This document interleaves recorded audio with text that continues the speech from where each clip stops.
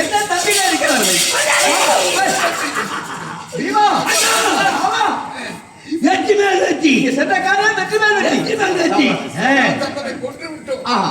99 மன்னர்களை விடுதலை செய்து வந்து. சரி மாமா, தங்கி கிட்ட சொல்லு. சொன்ன மாதிரி என் உடம்புல எதனா கீரல் இருக்குதான் பார்க்க சொல்லு. அதுக்கு என் தங்கச்சியே பார்க்க சொல்றேன். பார்க்க சொல்லு. சரி சரி. பஞ்சலி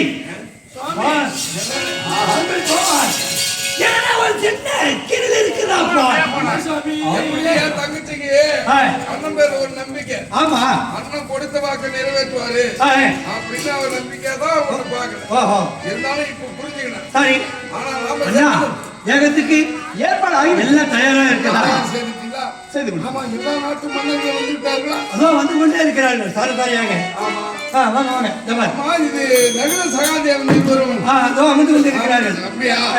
இன்னும் வராத மன்னர்கள்லாம் அழைத்து வந்து கொண்டே இருக்கிறார்கள். அப்படியா? எல்லாருக்கும் வரவேற்பு கூடுதா அண்ணா? சரி சரி. அதோ யாரோ ஒரு மன்னன் வந்து கொண்டு இருக்கிறான். ஐயா தெரியலையே. அந்த நாட்டு மன்னர்களும் அனைவருக்கும் சென்று எல்லாம் வந்து விட்டு அழைப்பு கொடுத்தோம். ஒவ்வொருவராக வந்து விட்டார்கள். ஆமா, முன்ன ஒருவர் என்றால் அவருக்கு எதுவும் ஊர் பேர் கிடையாது மாமா. இருப்பா ஊர் பேர் இல்லாத இல்ல.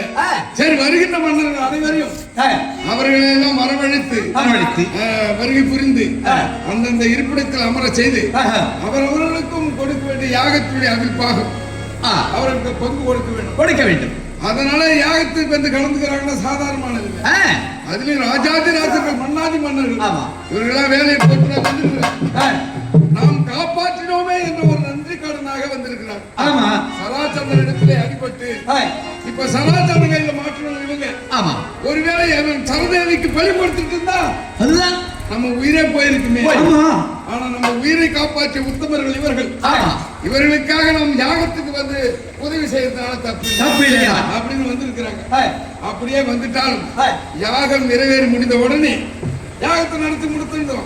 அவரவர்களுக்கு உணவு கொடுத்து ஆடை கொடுத்து அபிப்பாகத்தை கொடுத்து அவர்களுக்கு தகுந்த மரியாதை செய்து அனுப்பணும். அதற்கு தகுந்த ஏற்பாடு செய்யணும். இதெல்லாம் சித்தபாதம் செய்யணும். நேரம் அவருக்கு அதனால எல்லாவற்றையும் பார்த்துதானே ஆகணும். சரி, ஏற்பாடு செய்யலாம். வழியில் இருக்கிறவங்களாம்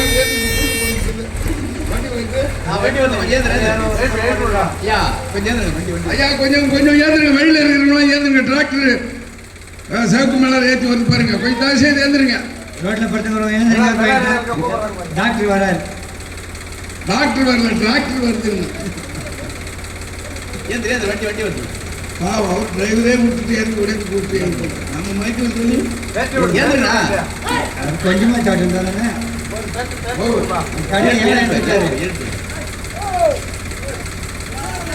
ஐயா கொஞ்சம் ஏந்துருங்க. ஐயா டிராக்டருக்கு வழி விடுங்க. கொஞ்சம் ஏந்துருங்க. கொஞ்சம் வழி விடுங்க. பின்னாடி டிப்பர் வருது. கொஞ்சம் வழி விடுங்க. ரெண்டு பொட்டி மாட்டி வருதுங்க. கொஞ்சம் வழி விடுங்க. ஏத்துருங்க. கொஞ்சம் தயவு செய்து ஏத்திச்சு வழி விடுங்க. பின்னாடி ஒரு பொட்டி மாட்டி வருது.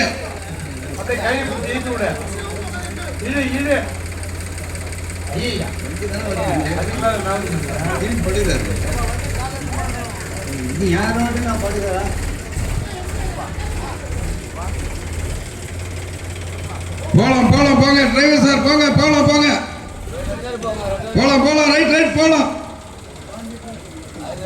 மாமா போகலாம். மாமா, எனக்கு ஒரு சந்தேகம். ஏற்கனவே கண்டக்டர் வேலை செஞ்சீங்களா? ஆமா, மறந்துட்டேன். உங்களுக்கு என்ன பார்க்காம இலகாரமா இருக்குது. டிரைவருக்கு எவ்வளவு ஒத்துழைப்பு கொடுக்குறீங்க. சரி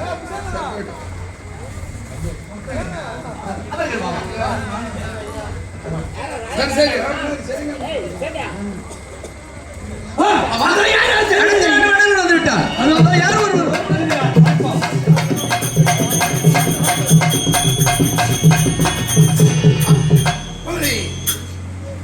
இந்த சேவைக்குரிய இந்த சிஸ்டமானால் அனைவரும் அஞ்சி செட்டி வயது போட்டோம். ஆனால் இந்த தர்மசைக்குரிய இந்த நியாய சுவித்தியாரத்துக்கு அதுக்கு பார்க்கலாம். முக்கிய சிம்மாசனம் இருந்த இடம்தான் இப்பொழுது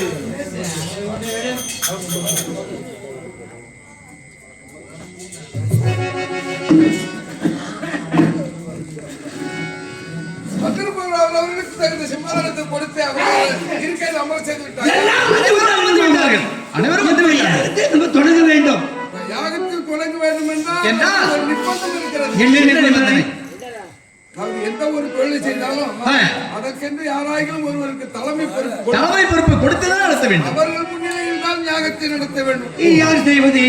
அப்படி தலைமை பொறுப்பு கொடுப்பவருக்கு முதல் தாம்பலமும் அவருக்கு மாலை மரியாதையும் கொடுத்து அவருக்கு தலைமை பொறுப்பு நியமனம் செய்து அவர் தலைமையில் தான் யாகத்தை செய்ய வேண்டும். உண்மைதானே? வந்திருக்கக்கூடிய குருப்பெரியர்களா இருக்காங்க. உங்களுடைய பாட்டன்மார், உங்களுடைய குருப்பெரியர்கள் எல்லாரும் அமர்ந்து இருக்காங்க. யாருக்கு கொடுப்பது? குருப்பெரியர்களே, குருப்பெரியர்களே, ஆனால் மலர் மாலையும் அபிர்வாகத்தையும் யாருக்கு கொடுக்கலாம்? ஆஹா, கண்ணனுக்கே கொடுக்கலாம் என்று உரைக்கிறார். உங்களுக்கே கொடுக்கலாம் சொல்லிவிட்டார்கள். எல்லோரும் எனக்கு கொடுக்கலாம்னு சொல்றாங்க. இருந்தாலும் சரி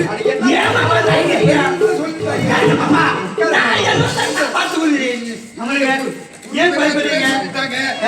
வேணாம்னு சொன்னா அவங்க அவமானம் செய்யறாங்க. உங்களுக்குதான். சரி மழை போடு மாமாவுக்கு. மாமா அற்புதம், மாமா அற்புதம். இந்த தனியா எனக்கு ஆச்சரியமாக இருக்கிறது. இந்த பாகத்தை ஏத்துக்கிறீங்க? யார்? நான். எந்த பாகத்தை?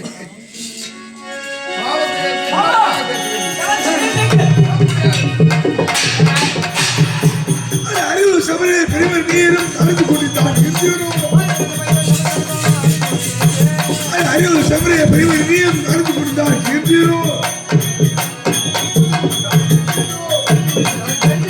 வரவழைக்கும் இடைவெளிக்கு முதத்தாவரம் தருவதா?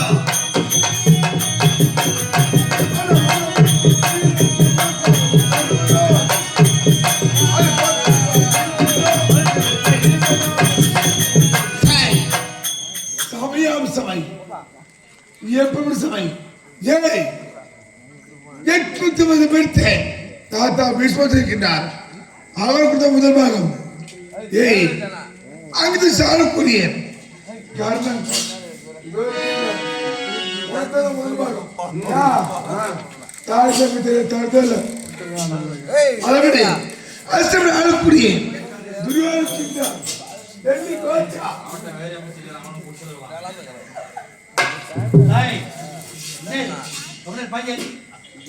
அவர் இருக்கலாம். அதை அசுத்தாமன் சேர்ந்தால் இந்த சித்தபாரத்துக்கு முதல் பாகம் அதை விட்டு போயும் ஒரு மாற்றம் அப்படி இந்த இடத்துக்கு முதல் பாகம் தருவது நான் பாதுகாப்பு.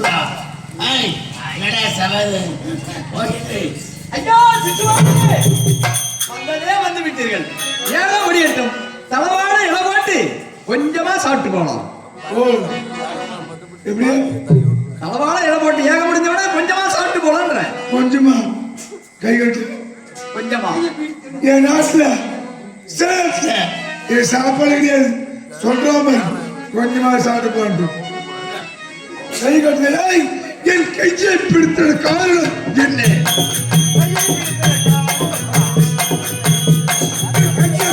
காரணம் என்ன?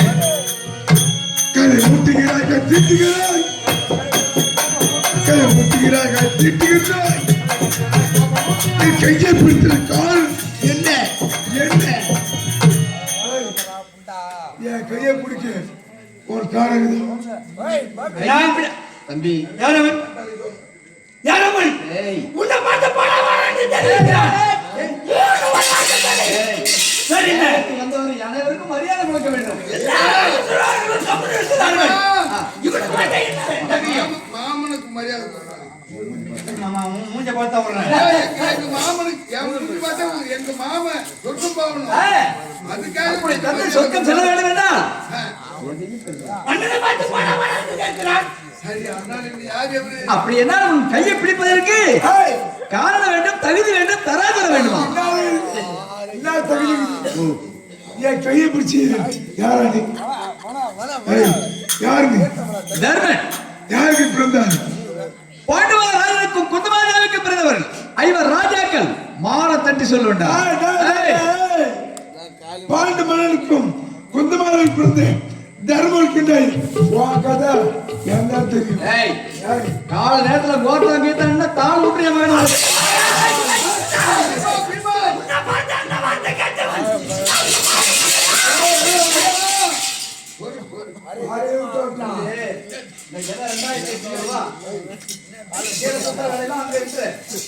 அண்ணா என் பெருமை சோதிக்காதே.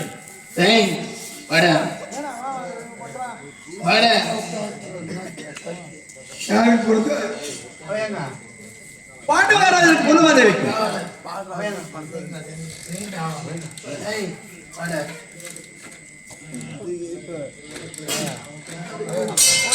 இந்த சபையில வந்து அவமானப்படுத்துகிறான்.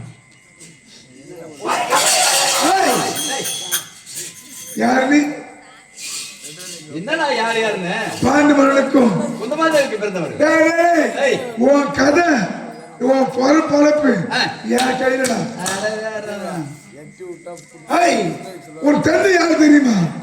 ஒரு நேரத்தில் பாண்டுமகன் நேராக புறப்பட்ட காலத்திற்கு இதற்காக நாட்டை குடிமகத்திற்கு சென்றார்.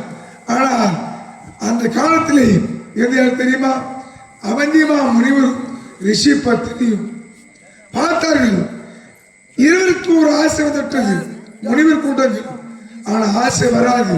ஆனால் ஆசை வந்துவிட்டது. இந்த பகல் நேரத்திலே உருவத்தை எடுக்க வேண்டாம். எந்த ஒரு தெரியுமா? அதுதான் மான் உருவம். அந்த மான் உருவத்தை எடுத்தார்கள்.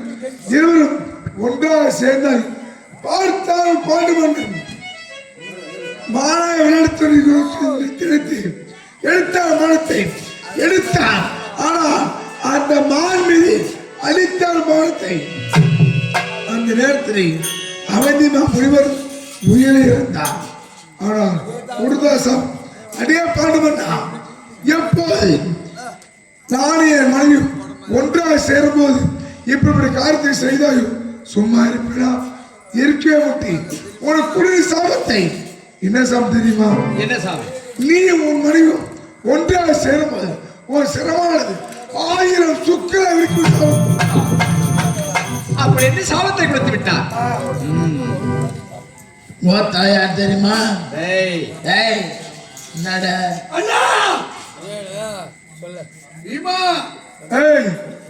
அம்மா செவத்துல சித்திர வச்சவங்கள அம்மா செவிக்க வச்சு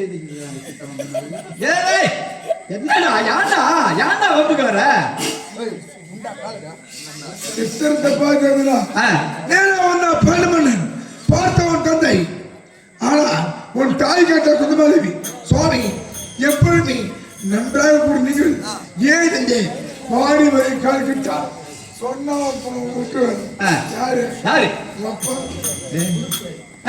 நான் சொன்னான் சுவாமி நீங்க சொன்னால் நான் புள்ள பத்தி காமிக்கிறேன். எப்படி எப்படி உண்மையை சொன்னால் நான் புள்ள பத்தி காமிக்கிறேன். சரி. ஆனா ஒரு நேரத்தில் ஒரு தாய் குந்தமாதேவி தூர்வாசத்திலே பணிவன் செய்து கொண்டிருந்தார். அந்த பணியை எல்லாமே சாபத்தை பெற்றிருக்காங்க. ஆனா லாபத்தை பெற்றோர் யாருமே கிடையாது. அன்னைக்கு லாபத்தை பெற்றார். 5 மந்திர கல்லை உச்சரித்தார். 5 மந்திரங்கள். அந்த 5 மந்திரத்துல ஒரு கல் விடு எனக்கு தேவையில்லை. அது 2வது கல்லை உச்சரித்தார். யார் தெரியுமா? வயல்குடிய யமதர்மன் வந்தான். உங்க அம்மாவை சேர்ந்தான் நிக்கிறவர் தர்மன் நீ பொருந்த. ஐயா நல்லா சிரிச்சிங்க.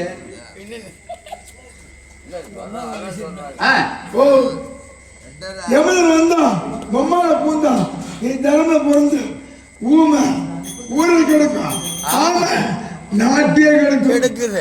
நீ பொருந்த கேட்டா சொல்ற நான் தர்மனுக்கும் கொஞ்சமாதே போதுட்டு நியாயமானது சொல்றேன். கால நேரத்தில் பேசுற பேசுடா அதை விடு ஜெகதாம்பர். ஏய், அண்ணனை பத்தி சொன்னேன். நான் முதல்ல கையாள விட்டுட்டேன். என்ன பத்தி சொன்னேன். என் மனது தாங்காது. என் கை கொடிக்கிறது. பீமா மாமா எனக்கு கொல்லிக்கிறீங்க மாமா. ஒரியாதி. எப்பா, எப்பா, அண்ணா ஏக நடக்கணும் அத பாரு. எல்லாம் நடக்குது. இவனியா நீ எப்படி பிறந்தா? மூன்றாவது கையில உச்சரித்தான் யார்? வாயு தேவனை. வாயு எப்படி பெற்றவன்? தென்றலா பேச தெரியும், ஆமா புயலா பேச தெரியும். ஆமா வாயுல வந்தா பொம்மால பூந்தான் காத்தடிச்சான் நிக்கிறாம்பர் தூமசேன. பீமசேன. தூமசேனா உண்டாக்குவாரு. உண்டாஞ்சோறு சரட்டம் உடம்பு குண்டா சாப்பிட்டு தான் வந்தாங்க. அதை வச்சு தவிர ஈரக்கூடாது. வயிறு இருக்குது. சாப்பிடுகிறேன். கருது இருக்கிறது. அடிப்பா. வாய் தொடங்க கூடாது. ஒரியாதி. மாமா பீமா வெளியே போறேன்.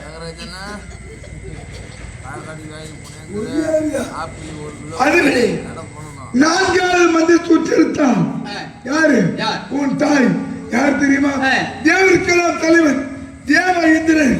தேவதன் வந்தான் பொம்மால பூந்தான் நிக்கிறாம்பர் 30 லட்சம் கொடுத்தவன் யாரு? ஆனார்கள் அர்ஜுனன். யாரு பிறந்தீங்க? பாண்டு மன்ன பிறந்தீங்க.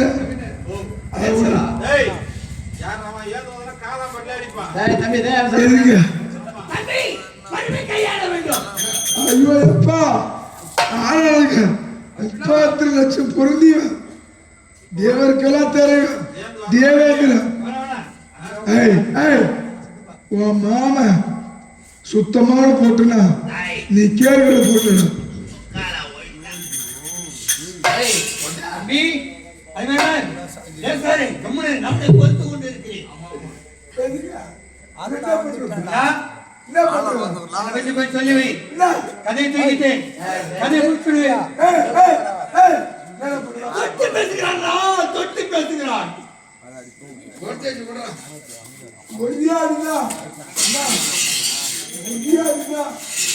மாமா மூணு ஒரு வார்த்தை சொல்லுங்க. பீமா 3 சொல்லலாம். இருந்தாலும் இன்னும் அது முடியாது. நம்ம மட்டும் எப்படியா முடியுமா? உன் தந்தைக்கு 2 மணிமார்கள் யார்? குந்தமாதேவி ஒன்று, மாத்திராதேவி ஒன்று. பார்த்தால மாத்திராதேவி அக்கா நீ மட்டும் புள்ள பெத்துட்ட, நான் எப்படி புள்ள பெத்து? 5வது மந்திரிக்கிற ஒரு தாள் உன் சின்ன தாயார் மாத்திராதேவி வந்தா யாரு? அஸ்வின் தேவர்கள் வந்தா அம்மாவை போன இருக்கிறாம நகர சகாதேவன். தம்பி பொறுமை பொறுமை.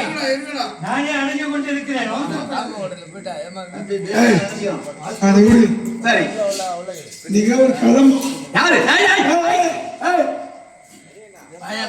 சரி விடு. நீங்களே கடமை.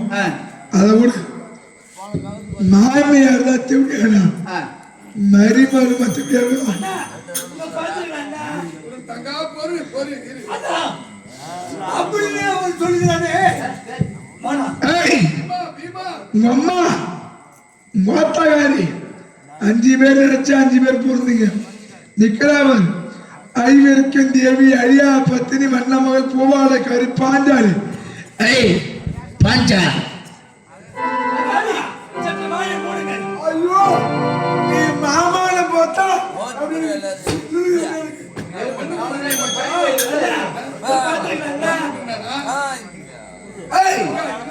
உனக்கு ஏன் 5 பேரு? உனக்கு ஏன் 5 பேர் வீட்டுக்காரு?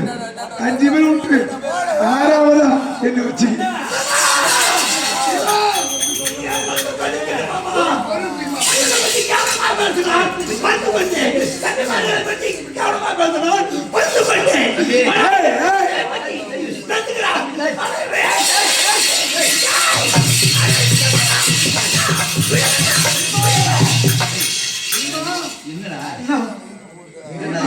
ஏக நடக்க போது நம்ம வீட்டு விசேஷம்டா. வர போற வரவெல்லாம் ஏதாவது பேசுவான், அதுக்கெல்லாம் பெருசு பண்ணக்கூடாது. தம்பி நான் என்ன சொல்றேன்னா, இது குமராபாளையம். வரேன் இந்த குமராபாளையத்துல எடுத்து நீ அவனை அடிச்சு கொன்னுடுவேன். ஏன்னா பீமா வந்தான் சிசுபாலன் அடிச்சு கொண்டுட்டானே இந்த பேரு நமக்கு வேணாம் ஏகம் முடிட்டான் நீ இந்தா, புடி.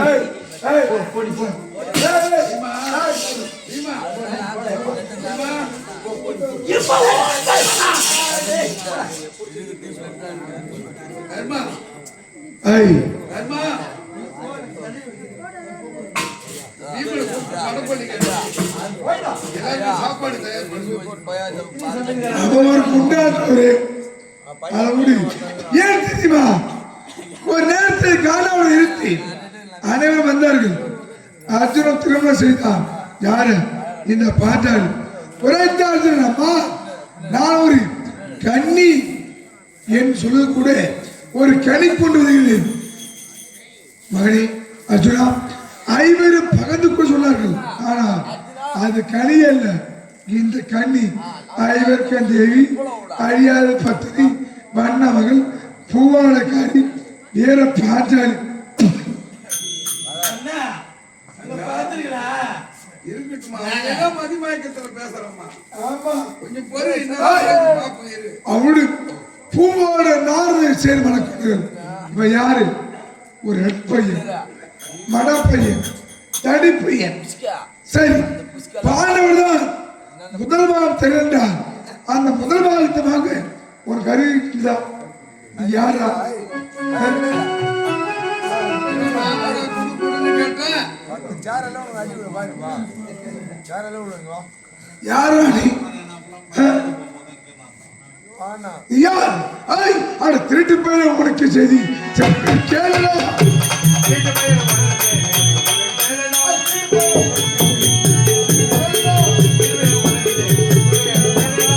ஒருவனை கேட்பிருந்தாய் ஒருவனை அப்பா என்றார். ஒருவனை கேட்பிருந்தாய் ஒருவனை அப்பா என்றார். இருப்பில் ஆழமான இடையா இருப்பில் ஆழமான இடையா சரியா முடியும்.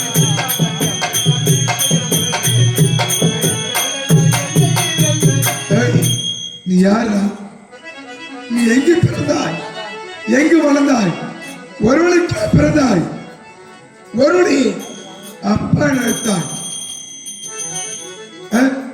வளமையாகக்கூடிய தேவகி ரோகிணி வசுதேவருக்கு மகனாக பிறந்தாய். பிறந்ததோ சத்திரகுலம் 8வது பிள்ளையாக அஷ்டம தேதியிலே சிராச்சாரிலே பிறந்தவன் நீ.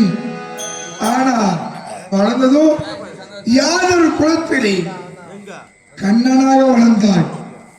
நீ பிறந்த சத்திரகுலம் ஆனா வளர்ந்தது எடியர் குலம். இந்த முதல் பாகம் நீ வாங்கலாமா உன் தகுதிக்குதா சொல்றாடி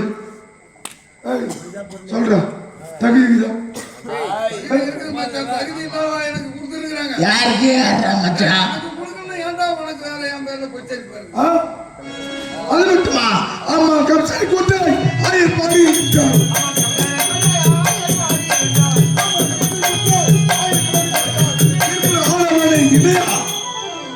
இருப்பு ஆழமான இடையா தடியா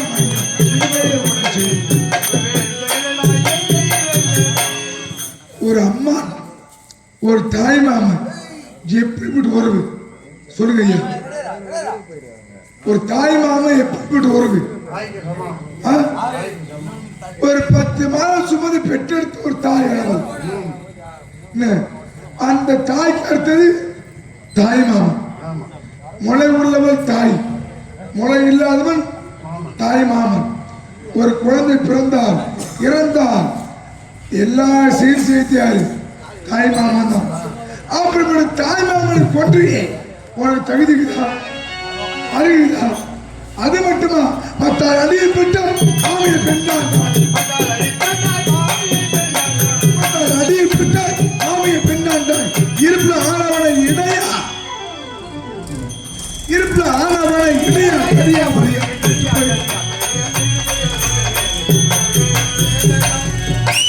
ஏண்டா இடப்பையா மத்தால் அடிப்பட்ட மாமிய பெண்ணாண்டு இந்நாட்டில் இருக்கக்கூடிய யார் ஆயிரப்படி 12,000 கோபிஸ் இருக்கின்றார்கள். அவருக்கு என்ன வேலை? பாலை கறந்து அதை கடைந்து தயிராக்கி மோராக்குடி வேலை. அப்படி மோராக்கி வெண்ணெயாக்கி அப்பெல்லாம் உரி இப்பதான் சொல்லுவாங்க குளிர்சாதன பெட்டி ஃப்ரிட்ஜ். அப்பெல்லாம் வந்து உரியில கட்டி வைப்பாங்க. அப்படி இருக்கும்போது அந்த உரியில பண்ணுவான். இவன் பண்ண முடியாது. நேரா சொல்லுவான். இவன் கூட அண்ணன் இருப்பான். யாரு? பலராமன். அவன் அண்ணன் நேரா போவாங்க. முட்டி போடுவான். இவன் ஏறுவான். உரிய புடுங்குவான். அந்த வெண்ணையும் நெய்யை தின்னு மட்டால் அடிப்பட்ட ஆளுங்க. இவனா முதல்பாவம் ஆனாமா தகுதிக்கலாம். நீயே இவ்வளவு தூரம் பேசிக்கணும். உறவுக்காக அழிச்சு கூடாது. நான் பேசாம நான் பொறுத்திருந்தாலும் சக்கரத்தாழ்வார்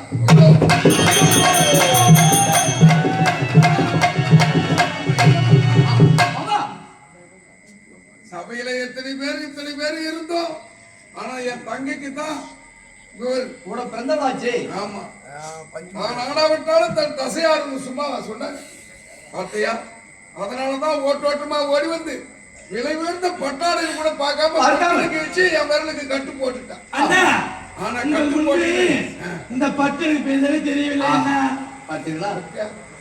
இருந்தாலும் தங்கம் அண்ணா கட்டு போட்டு நீ என்ன கடங்காரனா தாமா ஆக்கி. கட்டு போட்டு உங்களை கடங்காரன் ஆக்கிட்டா. ஆமா, இப்படி நான் இந்த கடனை திருப்பி என் தங்கைக்கு ஒப்படைச்சே ஆகும். எவ்வளவு நாள் ஆகுமோ? எவ்வளவு நாளுன்னா எதிர்காலத்துல கூடிய சீக்கிரத்துல இது நடக்கும்.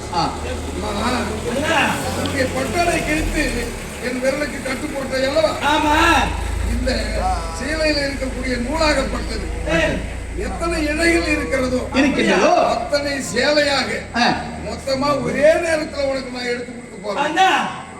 அது மட்டும் இல்ல, ஒரே நேரத்துல இது நீ கட்டியா விற்க போற. சேலையே போதாது அண்ணா, இன்னும் எனக்கு எடுத்து கொடு, இன்னும் எடுத்து கொடுன்னு கேட்பேன். அவ்வளவு சேலை எடுத்து கடங்காரலாம் ஆகிட்டமா. நீங்க எடுத்து தருவீங்க. ஆமா, ஆனா அத்தனை பொருளையும் ஒரே நேரத்துல எப்படி எல்லாம் கட்டி அவுக்க முடியும்? கட்டி அவுப்பா, இது நடக்கும். அப்படியா? அப்பதான் எடுத்து தரேன். போதுமா? அப்படியா? அது வரைக்கும் ஆக வேண்டிய வேலையில போய் பாரு. தர்மா ஆமா, இவ்வளவு நேரம் அவதூறாக பேசியவன். ஆமா, உன்னையும் என்னையும் உன்னுடைய குலத்தையும் என்னுடைய குலத்தையும் இழிவாக பேசினான். ஆனால் கடைசியிலே நான் பொறுத்து கொண்டேன். யார் எவரு? நம்ம அத்தை புள்ளியாச்சே, வேற யாரும் இல்ல, சொந்தமா அத்தை மகன் என்று நான் சித்தத்தில் நினைத்தேனே.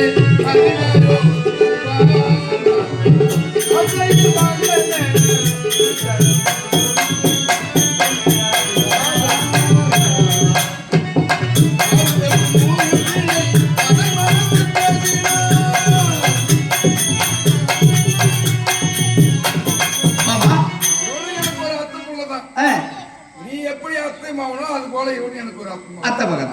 உங்க அம்மா எனக்கு பெரிய அத்தை. உங்க அம்மா எனக்கு சின்ன அத்தை. நடு அத்தை ஒருத்தர் இருக்கிறாங்க. அவங்க சிறுத சேவான்னு சொல்றவங்க கிருதிய மன்னனை கட்டிட்டாங்க. ஆனா இந்த சாத்துவதிக்கும் பவகோஷ முனிவருக்கும் பிறந்தவன் தான் இந்த சிசுபால். வேறே சிசுபாலன். சிசுனாலும் குழந்தைதான், பாலனாலும் குழந்தைதான். அதனாலதான் இப்படி குழந்தைத்தனமா பேசின்னு இருந்தான் இவ்வளவு நேரம். இவன் பேசினாலும் பேசட்டும், யார் நம்ம அத்தை பிள்ளைதானு நான் விட்டுட்டேன். இது வெளியே பொருத்தத்தை காரணம் என்ன? இவன் சொந்தம் சொல்லிட்டு அஞ்சாது. அதனால சொந்தத்தினால மறுத்துட்டேன். ஆனா சக்கரத்தாழ்வார் என்னுடைய விரலையும் அறுத்து அவனுடைய கழுத்தையும் அறுத்துட்டான் போய்.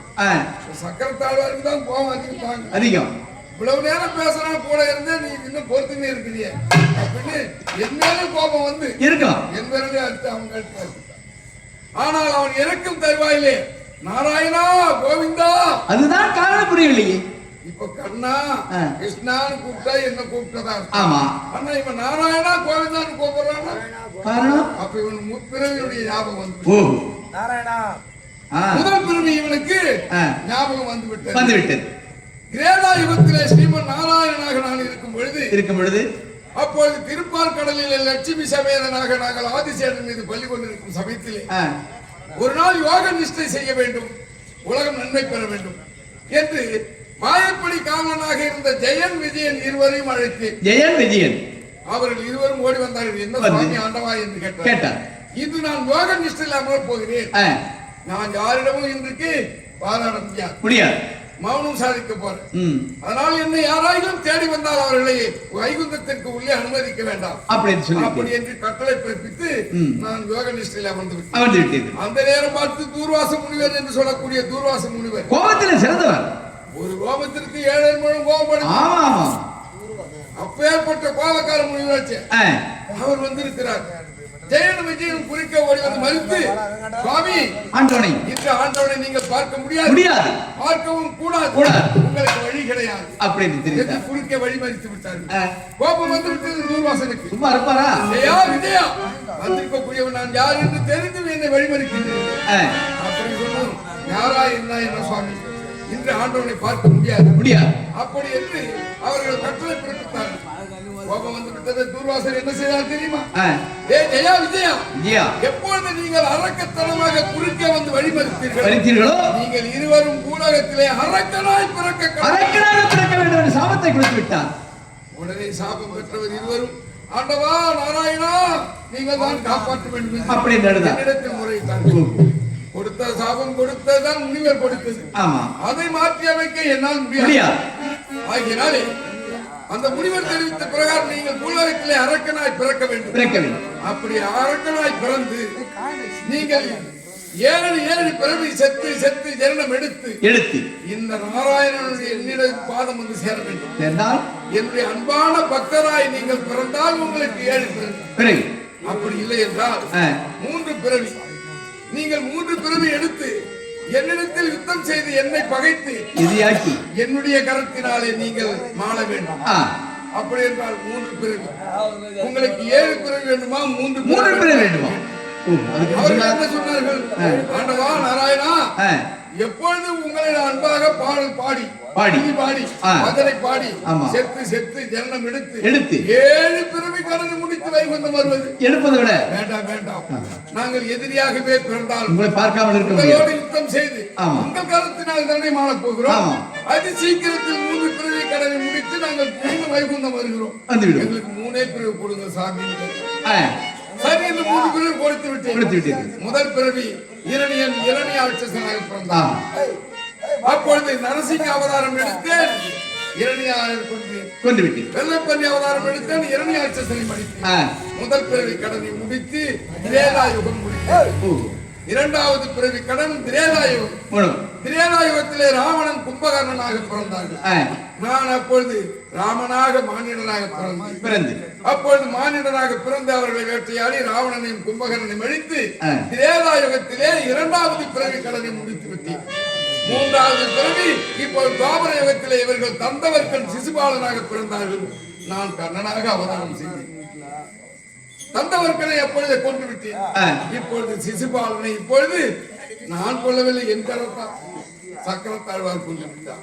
அதனால்தான் இறக்கும் தருவாயிலே அவன் நாராயணா கோவிந்தா என்று சொன்னான். இருந்தாலும் அவனுக்கு இப்பொழுது 3 பிறகு கடன் முடிந்து விட்டது. வைகுந்த பதவியை கொடுத்து அனுப்புகிறேன்.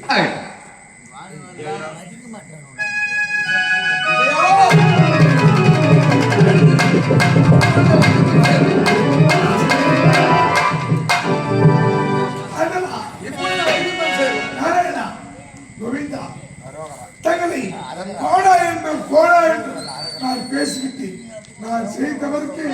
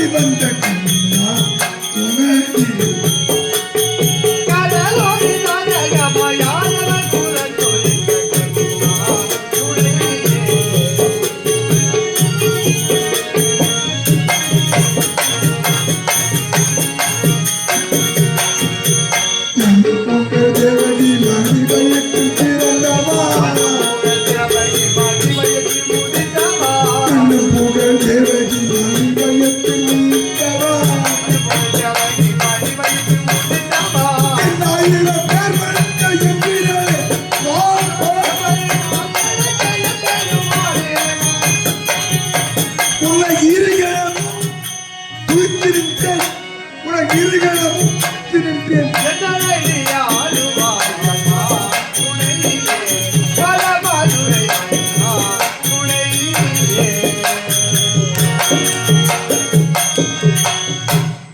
ஆண்டவா இப்பொழுது வைகுந்தம் சேர்வார் மீண்டும் வந்து உங்களை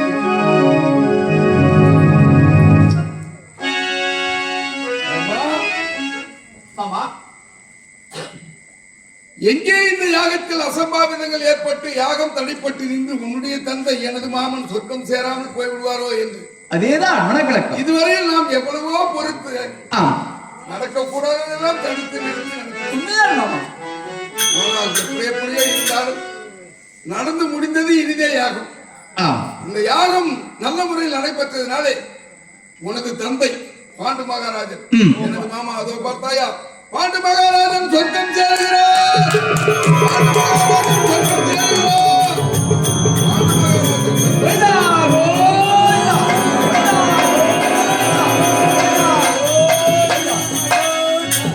கர்மா பிறந்த உடனே பிறக்கும் பொழுது உனக்கு யுதிஷ்டிரன் என்று பெயர் அளித்தார். உன்னை பெயரிட்டு அளித்ததே யுதிஷ்டிரன் என்றுதான். உன்னுடைய குணத்தை வைத்து நீ செய்யக்கூடிய செயலை வைத்து உனக்கு தர்மன் தர்மன் என்று மறுபடியும் பெயர் அளித்தார். நல்லது மாமா. இப்பொழுது உனக்கு புனைப்பெயராக தர்மனந்தனன்.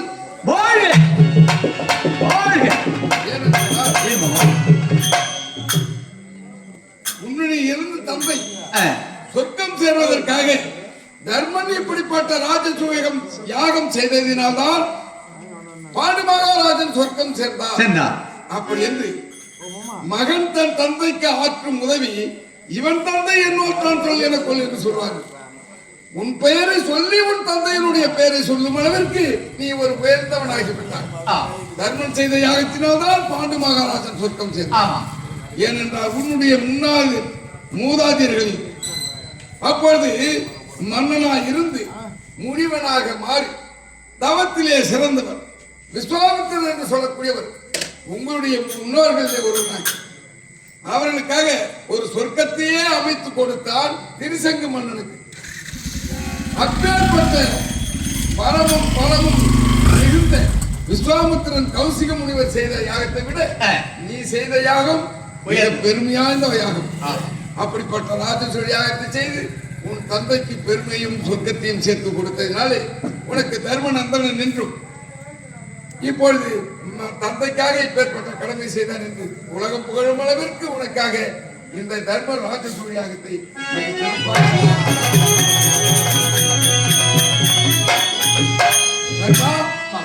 இந்திரபிரஸ்தத்திலே தங்கியிருங்கள். உங்களை சந்திக்கும் நேரம் வரும். அப்பொழுது வருகின்றேன். மீண்டும் உங்களை சந்திக்கிறேன். அப்படியாக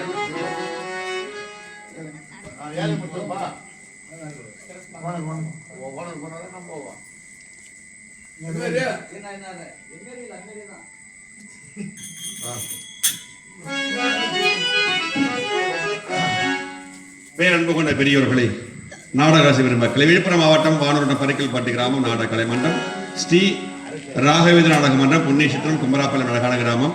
இந்த கிராமத்தில் குடியிருக்கிற மகாதேவதைக்கு மகா ஆஸ்தி மக உற்சவத்தை முன்னிட்டு 2 அழைப்பு. 2ஆம் நாள் இரவிலே சராசந்தன் சிசுபால வதை இதோடு முடிவுற்றது.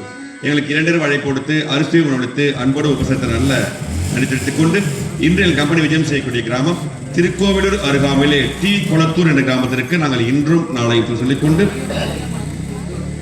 இந்த 2 நாள் இரவாக மிகவும் சிறப்பாக ஒளி அமைப்பு செய்த ஒளிவின் நிலையத்தை நடித்திருத்துக் கொண்டு உனது பிரியா படைத்து சொல்கிறோம். வணக்கம் வணக்கம் வணக்கம்.